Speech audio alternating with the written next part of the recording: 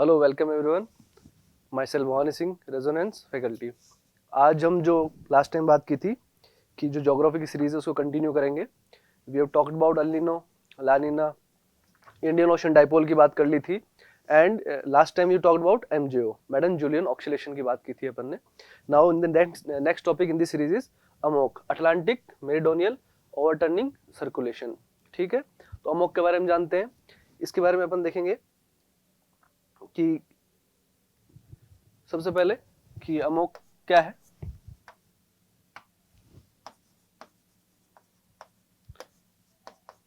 Importance of Amok, फिर as usual Indian ocean के साथ इसका रिलेशन देखेंगे। And at last will see the what is the impact of global warming on Amok. Amok पे global warming का क्या impact हो रहा है। सो ओशनोग्राफी में I have talked about the ocean currents, है ना, जलधाराओं के बारे में बात की थी। गर्म एंड ठंडे जो होते हैं, warm and cold ocean currents के बारे में बात की थी। और इसमें काफी रीजन से बताए थे, काफी इनके फ्लो करने के बेसिक रीजन जो थे।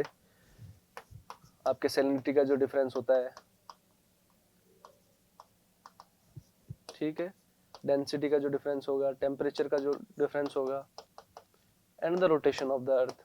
ठीक है, तो इस वजह से आपके ओशन करंट्स फ्लो करते हैं आपके अर्थ के ऊपर। ठीक है, पूरे पूरे ग्लोब में।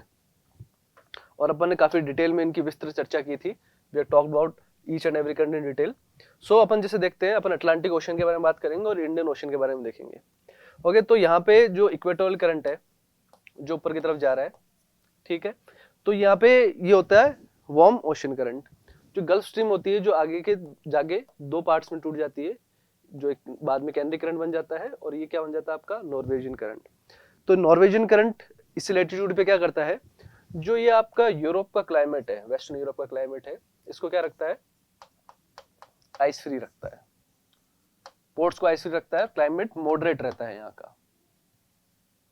ठीक है, और यहाँ के पोर्ट्स को क्या रखता है, आइस फ्री। जबकि इस लैटिट्यूड पे जनरली पोर्ट्स क्या होंगे, आपके आइस फ्री नहीं होंगे, वो जमे होंगे।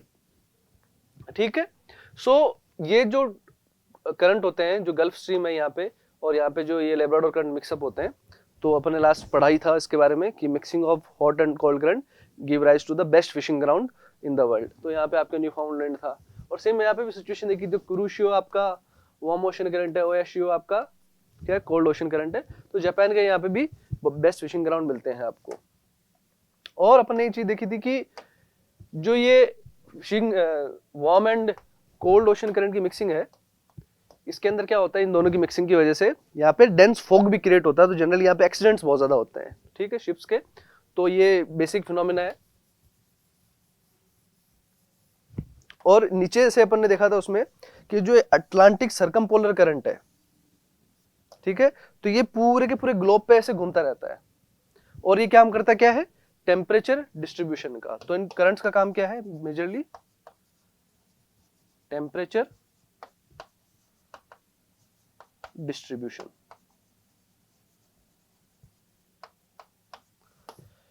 Temperature distribution is their main work. तो जैसे देखा यहाँ पे ये वार्म करंट जो होता है, यहाँ पे जो नॉर्वेजियन करंट होता है, तो यहाँ के जो पोलर रीजन्स जो है वहां पे भी गर्म कर देता है, वार्म कर देता है। और जैसे आप लास्ट एक बार जो सवाल भी पूछा हुआ है कि जो आपके डेजर्ट है वेस्टर्न मार्जिन पे क्यों होते हैं, तो यहाँ पे सारे सारे क्या होते हैं, आपके कोल्ड करंट होते हैं। ठीक है, कोल्ड करंट्स होते हैं। और जबकि ये वार्म करंट जो क्या कर रहा है, सेम लैटिट्यूड पे क्या रख रहा है, उसको आइस फ्री रख रहा है। ओके, जहाँ पे पोल्स भी है आपके। तो ये काम करते हैं एक तरीके से टेम्परेचर डिस्ट्रीब्यूशन का काम करते हैं। और वी हैव सीन दैट कि ये पैटर्न फिक्स होता है एकदम कोरियल फोर्स के कारण। नदर्न हेमिस्फीयर में ये राइट की साइड डिफ्लेक्ट कर देती है, और सदर्न हेमिस्फीयर में ये लेफ्ट की साइड। तो ये क्लॉकवाइज एंटी क्लॉकवाइज डायरेक्शन चलती रहती है। तो बेसिक्स था अपने ओशनोग्राफी में, पहले कवर कर चुके हैं इसके बारे में अपन, वी हैव सी, और ये ऑलरेडी अपलोडेड है, तो आप प्ले लिस्ट में जाके देख सकते हैं इसको। तो ये चीज अपन ने डिस्कस कर ली थी। अब यही जो पैटर्न होता है, इसी के अंदर डिस्ट्रीब्यूशन होता है। मेनली इंपॉर्टेंस है किसकी, अमोक की।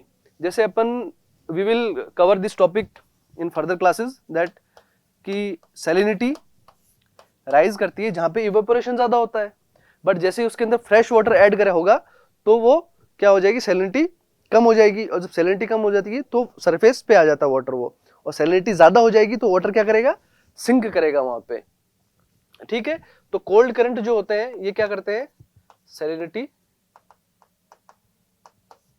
इंक्रीज करते हैं एक तरीके से। ठीक है, और इक्वेटर के पास में सैलिनिटी बढ़ेगी, but through out the year rainfall होता है यहाँ पे, बिकॉज सन इज वर्टिकल, तो यहाँ पे क्या होगी, सैलिनिटी विल बी लेस। तो ये टेम्परेट रीजन में आपकी सैलिनिटी आपको ज्यादा मिलती है, यहाँ पे सैलिनिटी विल इंक्रीज। ओके, तो ये सैलिनिटी का जो डिफरेंस है ये सेम देखेंगे अपन, इसकी वजह से अमोक में क्या होता है, अमोक क्या होता है। तो ये कुछ इस प्रकार है आपका। तो जैसे अपने करंट यहाँ पे बह रहे थे, यहाँ पे इक्वेटोरियल करंट था, ठीक है, ऊपर जा रहा था, वार्म करंट था, उसी से यहाँ पे जब पानी आपका गर्म होता है तो ये ऊपर की तरफ राइज करता है। Let me change the pen. तो ये ऊपर की तरफ राइज करता है, बट देखो यहाँ जाके क्या आ जाते हैं आपके पोलर रीजन्स, पोलर रीजन्स आ जाते हैं, तो पानी पोल्स के पास जैसे जाएगा तो वो ठंडा होने लगेगा। ठंडा होता है जैसे ही वो पानी क्या होते हैं, उसकी क्या होगी, कूलिंग, और कूलिंग जब होती है तो वाटर विल बिकम हैवी, और हैवी वाटर ऑलवेज सिंक। ठीक है, तो यहाँ पे क्या करेगा, सिंक कर जाएगा, और ये इस प्रकार को साइकिल वापस चल जाएगा पूरा। और ये पूरा का पूरा क्या है आपका, ग्लोबल डिस्ट्रीब्यूशन है, ग्लोबल फिनोमिना है अमोक आपका। तो इस तरीके से आपके अटलांटिक ओशन के अंदर क्या होते हैं, आपके ओवरटर्निंग होती है, ओवरटर्निंग सर्कुलेशन, यही होता है AMOC due to the ocean currents. Ocean currents की वजह से पानी क्या हो जाएगा आपका, गर्म हो जाएगा, तो ये ऊपर की तरफ जाएगा, और जैसे पोल्स के पास पहुंचेगा इसकी कूलिंग होगी, due to cooling water will become heavy, और हैवी होने की वजह से वाटर क्या करेगा, सिंक करेगा। एंड ये बात ध्यान रखनी है, जब वाटर हैवी हो जाए, कूलिंग हो जाती है, तो उसकी डेंसिटी भी बढ़ जाती है और उसकी सैलिनिटी भी बढ़ जाएगी। तो सैलिनिटी जब इंक्रीज हो जाएगी इट विल सिंक डाउन, ये सबसाइड करेगा नीचे की तरफ, और इस तरीके से ये पूरा का पूरा आपका ओवरटर्निंग सर्कुलेशन चलेगा through out the world, through out the आपका ग्लोब पे पूरा सर्कुलेशन होगा। तो this is the basic Amok के बारे में, यही होता है, कुछ ज्यादा खास नहीं है। ये इंपॉर्टेंस क्या है इसकी, ये हीट डिस्ट्रीब्यूशन करता है, मैं बता दिया, अराउंड द अर्थ हीट तो डिस्ट्रीब्यूट करता है, और जो आपकी CO2 है, एटमॉस्फेरिक कार्बन है, इसको भी क्या करता है, एब्जॉर्ब करता है और स्टोर करता है। आपके यहाँ पे ये अटलांटिक ओशन के अंदर यहाँ पे है। ठीक है, ये कैसे करेगा, क्योंकि जैसे आपकी CO2 है, ये कार्बोनेट्स के फॉर्म में, in the form of carbonates, it will be stored in oceans के अंदर स्टोर हो जाती है, और अपन ने देखा ये हीट एनर्जी को पूरे ग्लोब पे क्या करता है, डिस्ट्रीब्यूट करता है अमोक। ठीक है, वेस्टर्न यूरोप का माइल्ड क्लाइमेट रहता है इससे, सो वेस्टर्न यूरोप ये आपका है, और मैंने कहा था यहाँ पे बाद में आपके वार्म करंट होते हैं। तो इस वजह से अमोक के कारण क्या होता है, जैसे वार्म करंट और ये सर्कुलेशन चलता है, अमोक चलता है आपका, तो सर्कुलेशन की वजह से जो वेस्टर्न यूरोप का पार्ट है, यहाँ पे जो आइस कैसी कंडीशन होनी चाहिए थी, इस लैटिट्यूड पे चिलिंग कंडीशन होनी चाहिए थी, चिलिंग कंडीशंस होनी चाहिए थी, बट दिस कंडीशन इज क्या है, यहाँ पे मॉडरेट है, यहाँ पे ये यहाँ की बर्फ को पिघला देता है, इस वजह से European climate is moderate, western Europe का जो क्लाइमेट है मॉडरेट होता है। और दूसरा ये साहेल रीजन है, कहाँ का, अफ्रीका का साहेल रीजन। तो साहेल रीजन के अंदर भी क्या होता है कि यहाँ पे भी वार्म करंट के कारण, नीचे यहाँ पे गिनियन करंट है, वार्म करंट के कारण आपके यहाँ पे क्या होती है, बारिश होती है।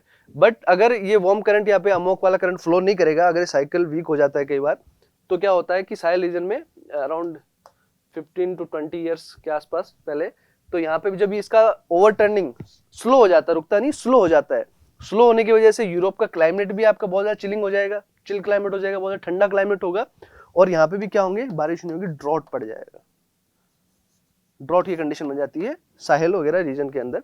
तो इसकी इंपॉर्टेंस है कि अगर ये प्रॉपर साइकिल में फॉलो करता है तो यहाँ पे भी प्रॉपरली बारिश वगैरह चलती है। ठीक है, this is the importance of the Amok. Okay, अब अमोक और इंडियन ओशन में क्या है ये देखते हैं कि जैसे इंडिया में मॉनसून का सीजन आता है, मॉनसून होता है, तो इस समय मेनलैंड इंडिया और इंडियन ओशन भी गर्म हो चुका होगा, और ये आपका मॉनसून के बाद का टाइम होता है, कि पानी गर्म होने में समय लगाता है। तो ये आपका रीजन होगा अगस्त से अक्टूबर के बीच का, है ना, सितंबर अक्टूबर में। इसी समय आपने नोटिस किया होगा आपके ट्रॉपिकल साइक्लोन्स आते हैं। ट्रॉपिकल साइक्लोन जैसे आपके अम्फान हो गए, निसर्ग हो गए, ये सारे ट्रॉपिकल साइक्लोन इसी समय आते हैं, because water takes time to be heat up, ठीक है, गर्म होने में समय लगाता है पानी। तो ये ट्रॉपिकल साइक्लोन यहाँ बनते हैं। तो जो लो प्रेशर की कंडीशन होती है, बहुत बार बात कर चुके हैं इसके बारे में, तो ये हवाओं को अपनी तरफ खींचेगा। तो हवाएं लो प्रेशर की कंडीशन में यहाँ पे आएंगी, यहीं से हवाएं कन्वेक्टिव फेज में आएंगी, कन्वर्ज करेंगी यहाँ से। तो जब हवाएं यहाँ से आएगी तो अटलांटिक ओशन के ऊपर जो सर्कुलेशन था, इसमें क्या फर्क पड़ेगा, ठीक है। जब ये सर्कुलेशन चल रहा था तो यहाँ पे जो हवाएं थी, तो यहाँ पे बारिश नहीं होगी, यहाँ पे जो पोर्शन है ये कमजोर हो जाएगा, रेनफॉल क्या होगा, लो प्रेशर होगा तो यहाँ पे होगा आपका रेनफॉल। बात कर चुके हैं इसके बारे में ऑलरेडी भी। और जो इस सर्कुलेशन में बात हो रही थी, अमोक चल रहा था यहाँ पे, तो यहाँ पे लो प्रेशर की कंडीशन नहीं बनेगी। लो प्रेशर कंडीशन नहीं बनेगी तो ये साइकिल अटलांटिक ओशन का बहुत ज्यादा फास्ट हो जाता है, ठीक है, फास्ट हो जाएगा। और यहाँ पे रेनफॉल नहीं होगा। जब रेनफॉल नहीं होगा, इसमें फ्रेश वाटर एडिशन नहीं होगा, ऑब्वियस बात है, फ्रेश वाटर नहीं मिलेगा इसमें। जब फ्रेश वाटर नहीं मिलेगा तो इसकी सैलिनिटी इंक्रीज कर जाएगी। सैलिनिटी इंक्रीज कर देगी तो जो जल्दी सिंक करेगा, साइकिल थोड़ा फास्ट चलेगा। तो ये रिलेशन है इसके अंदर, सीधा सिंपल सा, कि जब इंडियन ओशन के अंदर लो प्रेशर बन जाता है आपका, तो वो हवाओं को अपनी तरफ खींचता है, तो वार्मिंग होगी जैसे इंडियन ओशन की, तो ज्यादा रेनफॉल होगा कहाँ पे, इंडियन ओशन में। इंडियन ओशन में ज्यादा रेनफॉल होगा तो अटलांटिक के अंदर रेनफॉल डिक्रीज हो जाएगा, क्योंकि विंड्स किस तरफ कन्वर्ज कर रही होंगी इस समय, इंडियन ओशन की तरफ, ठीक है, भारतीय महासागर की तरफ। जब विंड्स आ जाएगी तो अटलांटिक ओशन के अंदर आपका रेनफॉल डिक्रीज हो जाएगा। जब रेनफॉल डिक्रीज हो जाएगा तो मैंने बताया था, तो ये करंट यहाँ पे क्या हो जाएगा, सैलिनिटी ज्यादा हो जाएगी। जब सैलिनिटी ज्यादा होगी तो ये बहुत फास्ट इसके अंदर क्या करेगा, सिंक करेगा, इट विल सिंक फास्टर। तो ये साइकिल क्या हो जाता है, पूरा पूरा फास्ट हो जाता है, बिकॉज ऑफ इंडियन ओशन के अंदर जब लो प्रेशर बन जाता है आपका, ठीक है, और सैलिनिटी क्या हो जाती है, हाई, तो जल्दी ठंडा होगा यूजुअल से और बहुत जल्दी फास्ट करेगा। एंड जो आपका अटलांटिक मेरिडोनियल ओवरटर्निंग सर्कुलेशन है, इट विल बिकम फास्टर, ठीक है। तो this is the basic relation between Amok and Indian ocean के अंदर, ये बेसिक रिलेशन होता है। इंडियन ओशन के अंदर लो प्रेशर है, air will converge there, winds will converge there, and it will create high pressure in the Atlantic ocean. तो Atlantic ocean में रेनफॉल कम होगा, रेनफॉल कम होगा तो फ्रेश वाटर एडिशन नहीं होगा, फ्रेश वाटर एडिशन नहीं होगा तो सैलिनिटी बढ़ जाएगी, सैलिनिटी बढ़ जाएगी, then water will sink down faster, जल्दी वो सिंक करेगा सैलिनिटी की वजह से, और जल्दी वो ठंडा हो जाएगा and it will sink faster. When it will sink faster, जल्दी अंदर जाएगा, then it will increase the turning circulation of, over turning circulation of AMOC, AMOC का सर्कुलेशन तेज हो जाएगा इसके अंदर, ठीक है। एक बात करनी थी अपने कि किसके बारे में, ग्लोबल वार्मिंग के बारे में।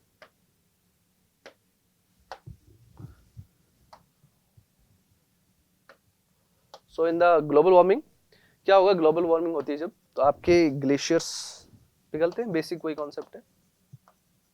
तो ग्लेशियर यही है मेनली आपके इस वाले रीजन्स के, ग्रीनलैंड, आइसलैंड के पास में, इधर कनाडा के पास में। तो ये ग्लेशियर जब पिघलेंगे आपके, मेल्टिंग होगी ग्लेशियर्स की, when they will melt down, so they will add fresh water। ये क्या करेंगे, फ्रेश वाटर एडिशन करेंगे ज्यादा इसके अंदर।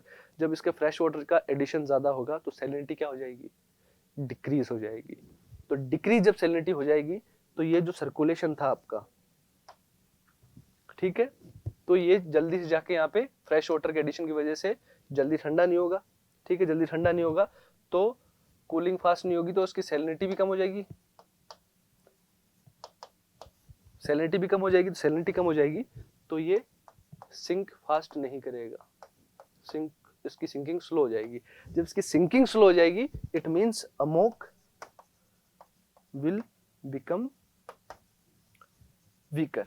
अमोक क्या हो जाता है, उसमें कमजोर हो जाता है, अमोक कमजोर हो जाता है, तब ये सर्कुलेशन तेज नहीं हो पाएगा, अब सर्कुलेशन नॉर्मल आइडियल कंडीशन में नहीं चलेगा। तो मैंने बताया साहेल रीजन के अंदर यूरोप के अंदर, यहाँ पे वेस्टर्न यूरोप में बहुत ज्यादा चिलिंग कंडीशन हो जाएगी, बहुत ज्यादा बर्फीला क्लाइमेट हो जाएगा, और उसको जैसे हार्श क्लाइमेट, साइबेरिया क्लाइमेट होता है ऊपर का, it will become very harsh. So this is the main impact of global warming on the किस पे, अमोक के ऊपर, due to the anthropogenic activity, जो बार बार मैं बताता हूँ.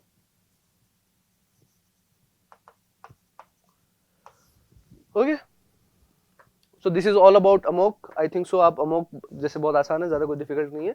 अमोक के बारे में आप सब कुछ समझ चुके हैं. और अमोक हो गया, अल नीनो हो गया, इंडियन ओशन डाइपोल हो गया, आपका एमजे हो गया. ओशनोग्राफी के अंदर ओशन करंट्स की बात मैंने इसलिए पहले की थी because they will help in our AMOC वगैरह में मदद करेंगे, और आगे कॉन्सेप्ट में भी फर्दर ये अपनी हेल्प करेंगे, क्योंकि next topic that we will cover is corals. ठीक है, अपन कोरल्स के बारे में पढ़ेंगे, कोरल रीफ क्या होती है उनके बारे में पढ़ेंगे. And we will see the various theories, geographers की जो थ्योरी है अलग अलग वो देखेंगे. एंड कोरल ब्लीचिंग क्या है वो देखेंगे, और what is the impact marine climate पे, मरीन इन्वायरमेंट पे, मरीन साइकिल पे, क्या उसका इम्पैक्ट पड़ रहा है. तो in next session we will talk about corals के बारे में बात करेंगे. और after coral we will study about ocean bottom relief, ocean bottom relief, then waves, tides, temperature and salinity. ठीक है, these five topics will be covered subsequently in these sessions, and this will complete whole of your oceanography.